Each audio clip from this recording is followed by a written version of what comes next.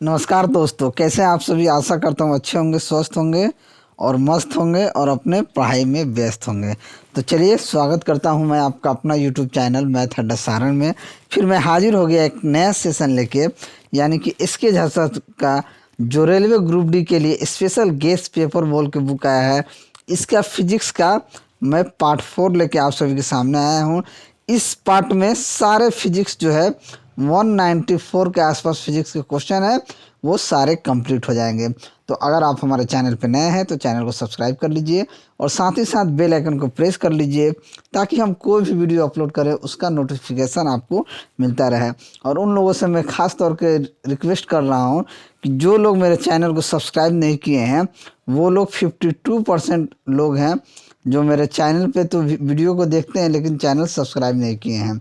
तो उन लोगों से मेरा स्पेशल रिक्वेस्ट है कि प्लीज़ आप एक बार चैनल को सब्सक्राइब ज़रूर कर लें, ठीक है। और फिर आप देखते रहें।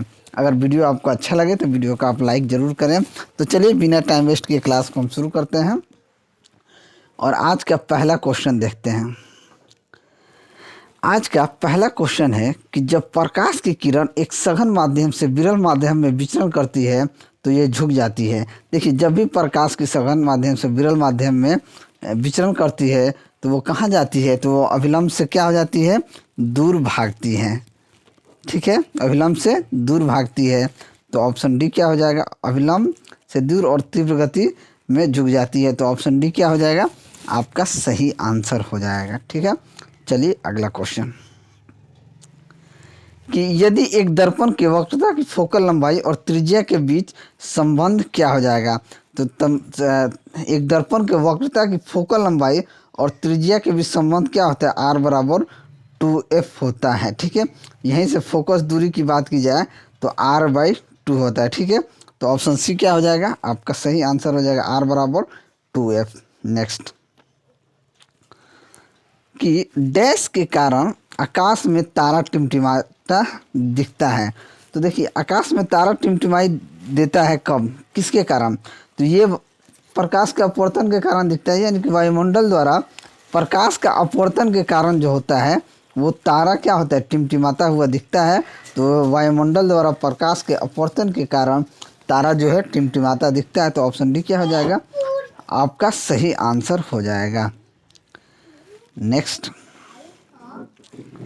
कि किसी वस्तु का प्रतिबिंब उसके वास्तविक आकार को प्राप्त करने के लिए वस्तु को उत्तल लेंस के सामने कहाँ रखा जाना चाहिए। देखिए, किसी वस्तु का प्रतिबिंब वास्तविक आकार यानी कि जिस साइज का है उसी साइज को प्राप्त करने के लिए वस्तु को कहाँ रखना पड़ेगा, तो वस्तु को 2f पे रखना पड़ेगा। कहाँ रखना पड़ेगा, 2f1 पे रखना पड़ेगा। तो ऑप्शन ए क्या हो जाएगा, आपका सही आंसर हो जाएगा। इस केस में क्या होता है कि वस्तु की स्थिति 2f पर होने पर प्रतिबिंब की जो स्थिति होती है 2f2 पर समान आकार वास्तविक और उल्टा होता है, यानी कि समान आकार का होगा और वास्तविक उल्टा भी होगा। ठीक है, अगर वस्तु की स्थिति 2f1 के पीछे प्रतिबिंब की ओर स्थिति f2 और f2 के बीच छोटा आकार वास्तविक, अगर 2f2 के बीच में रखा जाता है तो छोटा आकार और वास्तविक उल्टा प्राप्त होता है। चलिए नेक्स्ट, आभासी और सीधी छवि के लिए दर्पण का आवर्धन क्या होना चाहिए। तो दर्पण का आवर्धन जो होता है वो आपका क्या नाम है, धनात्मक होना चाहिए। क्या होना चाहिए, धनात्मक होना चाहिए। और आवर्धन को हम m से डिनोट करते हैं, तो m बराबर क्या होता है, v/u। ठीक है, तो धनात्मक होना चाहिए। तो ऑप्शन सी क्या हो जाएगा, आपका सही आंसर हो जाएगा। पेरिस्कोप में निम्न में से किसका प्रयोग किया जाता है। तो पेरिस्कोप में साधारण शीशा का प्रयोग किया जाता है। किसका प्रयोग किया जाता है, साधारण शीशा का प्रयोग किया जाता है। तो ऑप्शन ए क्या हो जाएगा, आपका ऊपर क्या नाम है, सही हो जाएगा। तो ऑप्शन ए सही आंसर होगा। चलिए अगला क्वेश्चन देखते हैं कि किसी पदार्थ का अपवर्तनांक हवा में प्रकाश की चाल से किस प्रकार संबंधित होती है।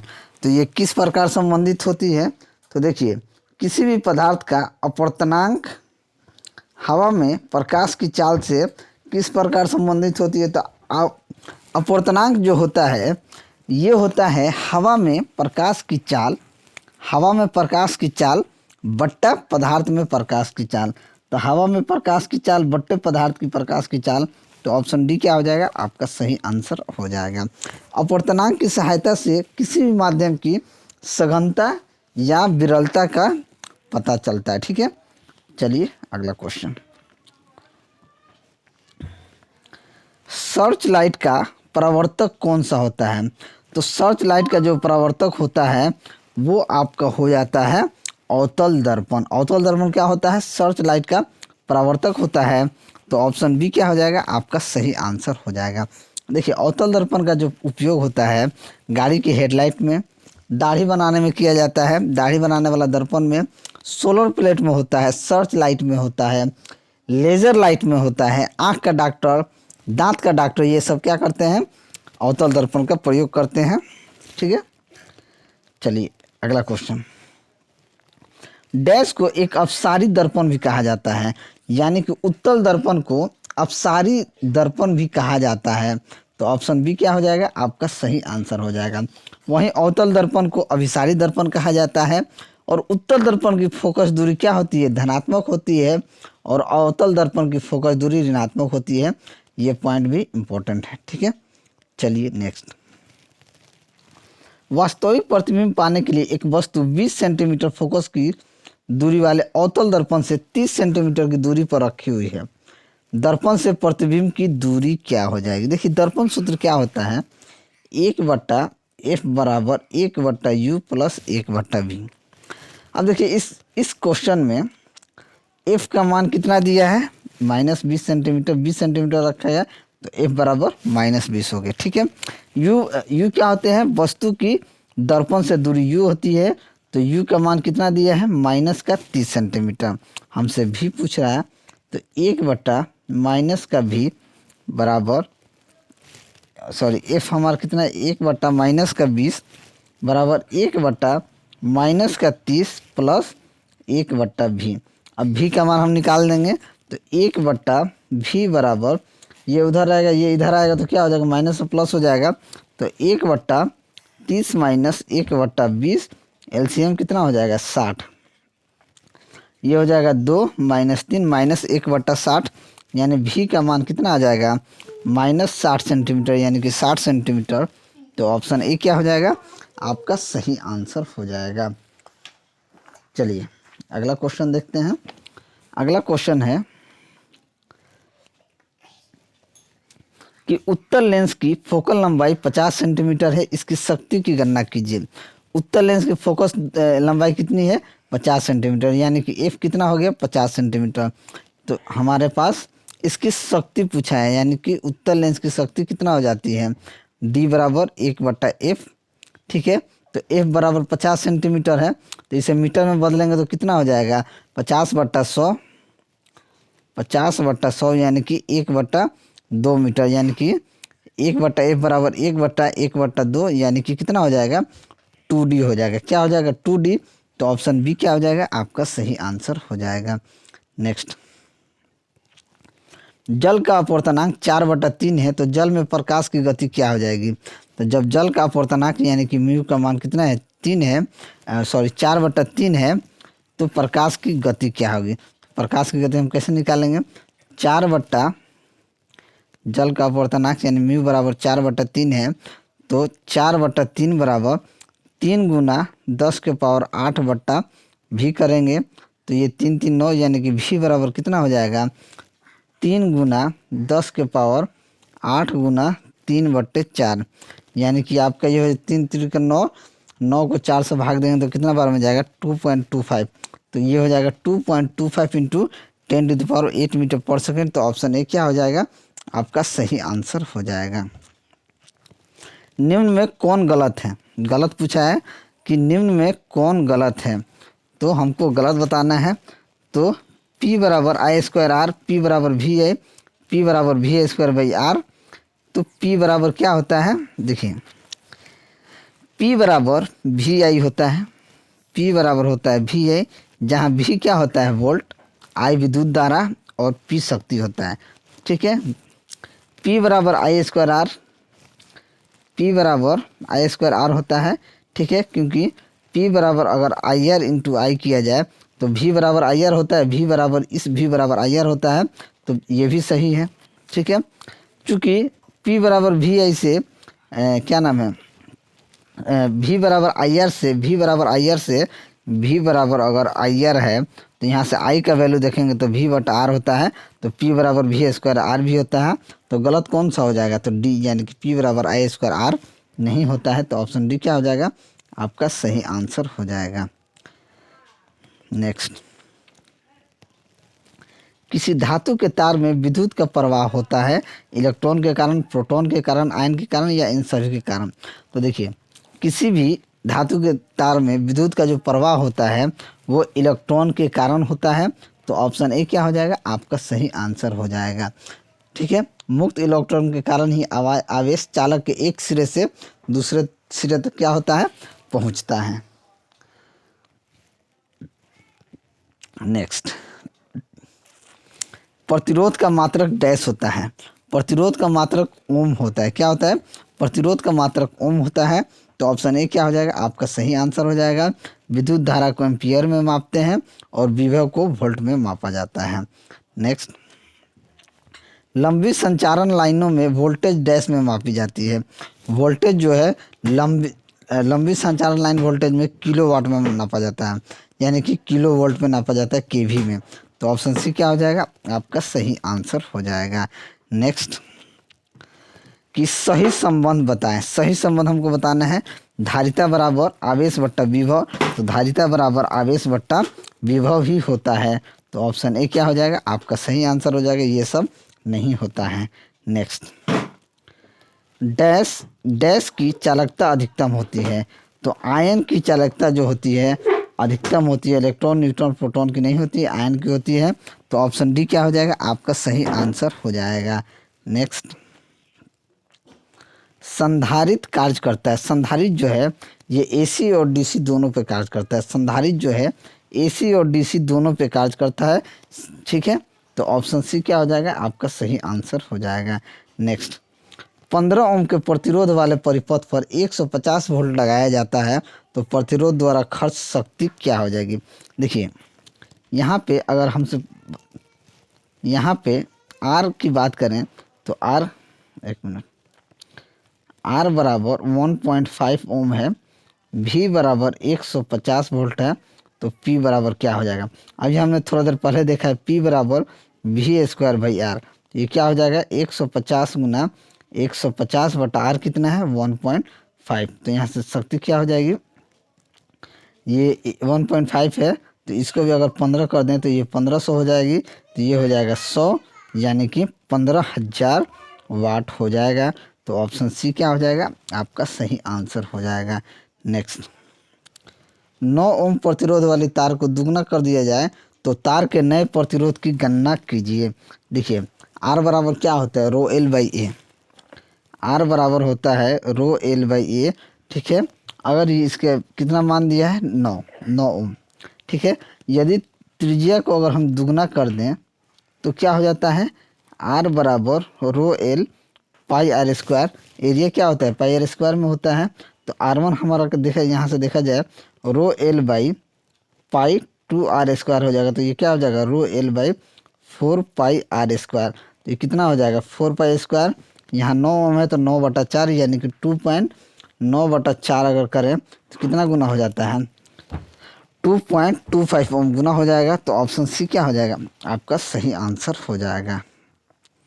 नेक्स्ट, 3 ओम 2 ओम और 5 ओम के क्रम से 3 प्रतिरोधों को 12 वोल्ट की बैटरी से श्रेणी में जोड़ा जाता है, तो परिपथ का कुल प्रतिरोध क्या हो जाएगा, कुल प्रतिरोध क्या हो जाएगा। अब देखिए अगर हम जोड़ेंगे तो ये 3 ओम में यहाँ जोड़ दिए, यहाँ हम 2 ओम जोड़ दिए और यहाँ हम 5 ओम जोड़ दिए। ठीक है, कितना 12 वोल्ट में, 12 वोल्ट में जोड़ दिए, तो देखिए समतुल्य प्रतिरोध क्या होता है, आर बराबर अगर तीनों प्रतिरोध क्या है श्रेणी क्रम में जोड़ा जाता है तो R1 + R2 + R3, तो इसका आर इक्विवेलेंट कितना हो जाएगा 3 2 5 5 10 ओम, कितना हो जाएगा 10 ओम, तो ऑप्शन बी क्या हो जाएगा, आपका सही आंसर हो जाएगा। नेक्स्ट, 12 वोल्ट की सप्लाई के साथ 14 ओम 6 ओम के दो प्रतिरोधों को समांतर जोड़ा जाता है तो परिपथ का कुल प्रतिरोध क्या हो जाएगा। अगर समांतर क्रम में जोड़ा जाता है तो क्या होगा। अगर मान लीजिए देखिए इस तरीके से अगर समांतर क्रम में जोड़ा जाता है तो समांतर का क्या होता है, आर इक्विवेलेंट मतलब समतुल्य क्या होता है, एक मिनट, तो वो होता है आर बटा वन बराबर इक्विवेलेंट बराबर 1/R1 प्लस 1/R2, यानी कि ये हो जाता है R1 R2 बटा R1 प्लस R2, यही होता है। ठीक है, तो एक 14 है एक 6 है तो क्या हो जाएगा 14 गुना 6/14 प्लस 6, यानी कि 14/6 बटा ये कितना हो जाएगा 14 गुना 6/20, 2 से काट दीजिए 10 बार में, 2 से कट गया 7 बार में, 7×6 = 42 यानी कि 4.2 ओम। तो ऑप्शन बी क्या हो जाएगा आपका सही आंसर हो जाएगा। नेक्स्ट, चित्र में दर्शाए गए परिपथ का मिश्रित प्रतिरोध क्या हो जाएगा। इसका मिश्रित प्रतिरोध हमसे पूछा गया है कि क्या होगा। ठीक है, तो देखिए इसका मिश्रित प्रतिरोध अगर हमसे पूछा गया है तो क्या होगा। अगर हम R1 देखेंगे इन दोनों का, अगर R1 इसको देखेंगे तो ये दोनों समानांतर है तो क्या होता है R1 × R2 बटा R1 प्लस R2, तो 8 गुना 8 बटा 8 प्लस 8 कर देंगे तो 8 8 64 8 8 16, ये कितना हो जाएगा 4 हो जाएगा, यानी इसका क्या हो जाएगा 4 ओम हो जाएगा। अब इन तीनों का क्या हो जाएगा, इन तीनों का अगर देखें तो अगर आर इक्विवेलेंट देखें तो ये 9 9 है तो ये कितना हो जाएगा, ये आपका 1/R इक्विवेलेंट में अगर देखें 1/9 प्लस 1/9 प्लस 1/9, यानी कि 9 3 3 के 9, यानी कि ये आर इक्विवेलेंट 3 ओम हो जाएगा। ये कितना हो जाएगा 3 ओम हो जाएगा। तो अगर देखा जाए ये 4 ओम ये 3 ओम, ये 4 और ये 3 ओम, तो आर इक्विवेलेंट कितना हो जाएगा 4 + 3 यानी कि 7 ओम हो जाएगा। ठीक है, 7 ओम, यानी कि ऑप्शन सी क्या हो जाएगा आपका सही आंसर हो जाएगा। नेक्स्ट, नीचे दिए गए संधारित्रों की समतुल्य धारिता होगी। चलिए, तो नीचे दिए गए चित्र में संधारित्रों की समतुल्य धारिता क्या होगी। ये कैपेसिटर है, कैपेसिटर के क्या होता है रेजिस्टेंस की ये उल्टा होता है। ये जो सीरीज में जोड़ा जाता है ये इसका सी इक्विवेलेंट अगर देखा जाए तो 1/C1 plus 1/C2 plus 1/C3। अब देखिए ये कितना है 1/4 प्लस 1/4 प्लस 1/4, यानी कि कितना हो जाएगा ये 3/4, तो सी इक्विवेलेंट क्या हो जाएगा 4/3 हो जाएगा, 4/3। तो ऑप्शन बी क्या हो जाएगा आपका सही आंसर हो जाएगा। चलिए अगला क्वेश्चन, कि 1000 वाट की विद्युत स्त्री द्वारा खपत की गई ऊर्जा 500 वाट की विद्युत स्त्री द्वारा खपत की गई ऊर्जा से डैश होगी। कितना होगी 1000 वाट प्रेस द्वारा खपत ऊर्जा और 500 वाला की क्या हो जाएगी 500/100, यानी कि 0.5 यूनिट कम होगी। तो क्या हो जाएगा 500 वाट की विद्युत स्त्री द्वारा खपत की गई ऊर्जा डैश से अधिक होगी। किससे अधिक होगी 1000 से अधिक। तो ऑप्शन ए क्या हो जाएगा आपका सही आंसर हो जाएगा। 1000 वाट की स्त्री द्वारा ऊर्जा की खपत ज़्यादा होगी, 1000 वाट का ज़्यादा होगा 500 वाला कम होगा। ठीक है, चलिए नेक्स्ट देखते हैं। चलिए अगला क्वेश्चन देखते हैं कि एक सर्किट के माध्यम से प्रवाहित होने वाले विद्युत आवेश की मात्रा 300 सी है, जबकि 0.5 एम्पियर का प्रवाह विद्युत बल्ब के एक फिलामेंट द्वारा प्रवाहित होती है। तो समय ज्ञात कीजिए। देखिए Q बराबर क्या होता है, Q बराबर होता है IT। Q का मान कितना दिया है 300, ठीक है, I का मान कितना दिया है 0.5, तो हमसे समय पूछ रहा है। तो T बराबर क्या हो जाएगा Q/I, यानी कि 300/0.5, यानी कि 600 सेकेंड हो जाएगा। कितना हो जाएगा 600 सेकेंड हो जाएगा। तो ऑप्शन ए क्या हो जाएगा आपका सही आंसर हो जाएगा। नेक्स्ट, कि अगला क्वेश्चन देखते हैं कि विभवांतर 40 वोल्ट है, 0.5 सी के आवेश को प्रेषित करने के लिए किया गया कार्य ज्ञात करें। किया गया कार्य, यहाँ V का मान कितना दिया है, V का मान 40 वोल्ट दिया है, Q का मान जो है 0.5 सी दिया है, तो W का मान क्या हो जाएगा। देखिए V बराबर क्या होता है W/Q, या W बराबर कह सकते हैं VQ। तो W बराबर क्या हो जाएगा VQ। V का मान कितना है 40 और 0.5 से गुना करेंगे तो ये आपका कितना आ जाएगा 20 जूल। 20 जूल यानी कि ऑप्शन ए क्या हो जाएगा आपका सही आंसर हो जाएगा। नेक्स्ट, 2 ओम प्रतिरोध 5 एम्पीयर की धारा 30 मिनट तक प्रवाहित करने पर अंतरित ऊर्जा होगी। अंतरित ऊर्जा क्या हो जाएगी, यहाँ आर हमारे पास रेजिस्टेंस कितना दिया है 2 ओम, ठीक है। आई हमारे पास कितना है 5 ओम, 5 एम्पीयर, ठीक है। अब हमसे पूछा गया है टी कितना दिया 30 मिनट। टी जब 30 मिनट दिया है तो 30 मिनट को अगर हम सेकेंड में बदलेंगे तो 1800 सेकेंड हो जाएगा। फॉर्मूला हम जानते हैं एच बराबर क्या होता है आई स्क्वायर आर टी। तो आई स्क्वायर आर टी यानी कि आई कितना है, आई है 5, तो ये हो जाएगा 50 25, आर आपका 2 है और आपका 1800 सेकेंड है। गुना कर दो 25 दूना 50, 18 5 90 यानी कि 90,000 यानी कि 9 गुना 10⁴ जूल। तो ऑप्शन डी क्या हो जाएगा आपका सही आंसर हो जाएगा। नेक्स्ट, निम्न में से कौन फ्लक्स की एक इकाई नहीं है। तो टेस्ला जो होता है ये फ्लक्स की एक इकाई नहीं होता है, तो ऑप्शन बी आपका सही आंसर हो जाएगा। वेबर मैक्सवेल क्या होता है, चुंबकीय क्षेत्र का एसआई मात्रक टेस्ला होता है, चुंबकीय फ्लक्स का एसआई मात्रक वेबर होता है और फ्लक्स का घनत्व का एसआई मात्रक वेबर पर मीटर स्क्वायर होता है, ठीक है। चलिए अगला क्वेश्चन, निम्नलिखित में अनुचुंबकीय पदार्थ कौन होता है। अनुचुंबकीय पदार्थ कौन होता है, निकेल, एल्युमिनियम, कोबाल्ट, लोहा। तो इन तीनों में कौन सा आपका अनुचुंबकीय पदार्थ होता है। तो एल्युमिनियम जो होता है ये अनुचुंबकीय पदार्थ होता है, तो ऑप्शन ए क्या हो जाएगा आपका सही आंसर हो जाएगा। निकेल लोहा चुंबकीय पदार्थ होता है और कोबाल्ट लौह चुंबकीय पदार्थ होता है, ठीक है। चलिए अगला क्वेश्चन, चुंबकीय फ्लक्स का एसआई मात्रक क्या होता है। तो चुंबकीय फ्लक्स का एसआई मात्रक वेबर होता है, तो ऑप्शन डी क्या हो जाएगा आपका सही आंसर हो जाएगा। और चुंबकीय क्षेत्र का एसआई मात्रक टेस्ला होता है और चुंबकीय क्षेत्र का सीजीएस मात्रक जो होता है गॉस होता है और एक गॉस बराबर 10⁻⁻4 टेस्ला भी होता है। चलिए, निम्न सूत्र किसके सिद्धांत को दर्शाता है। ये सूत्र ई माइनस ये -n/d⁵/dt जो है ये आपका किसके सूत्र को दर्शाता है, ये लेंज के नियम को दर्शाता है, तो ऑप्शन डी क्या हो जाएगा आपका सही आंसर हो जाएगा। चलिए अगला क्वेश्चन, कि फ्लेमिंग के बाएं हाथ के नियम के अनुसार बल की दिशा कहाँ होती है। तो फ्लेमिंग के बाएं हाथ के नियम के अनुसार बल की दिशा अंगूठा दर्शाता है। बल की दिशा क्या करता है, फ्लेमिंग के बाएं हाथ के नियम से बल की जो दिशा होती है ये अंगूठा दर्शाता है, तो ऑप्शन सी क्या हो जाएगा आपका सही आंसर हो जाएगा। नेक्स्ट,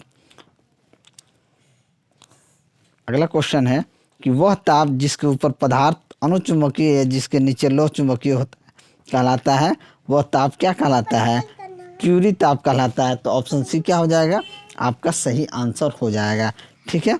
चलिए अगला क्वेश्चन देखते हैं कि नीचे दिया गया दर्शाया गया चित्र किसका प्रतिरूपण करता है। इमीटर, बेस, कलेक्टर, ये किसका ये करता है। तो देखिए पीएनपी में पीएनपी जो होता है इसमें पी कलेक्टर होता है, एन क्या होता है बेस होता है और ये जो पी के ये पी जो होता है ये एमीटर होता है। इसमें 3 टर्मिनल 2 जंक्शन क्या नाम है, इसके अंदर हमारा क्या होता है, नीचे दिए गए चित्र में क्या दर्शाता है ये हमसे पूछा गया है। तो ये पीएनपी ट्रांजिस्टर को दर्शाता है, ये जो है पीएनपी ट्रांजिस्टर को दर्शाता है, तो ऑप्शन बी क्या हो जाएगा आपका सही आंसर हो जाएगा। इसमें 3 टर्मिनल 2 जंक्शन होते हैं, इसमें विद्युत धारा का प्रवाह उत्सर्जक से आधार की ओर होता है, ठीक है। चलिए नेक्स्ट, पी प्रकार का अर्धचालक प्राप्त करने हेतु क्या होता है। तो पी प्रकार का जो अर्धचालक प्राप्त किया जाता है इसमें 3 संयोजकता वाली अशुद्धता होती है, तो ऑप्शन बी क्या हो जाएगा आपका सही आंसर हो जाएगा, ठीक है। जब शुद्ध अर्धचालक में त्रिसंयोजक तत्व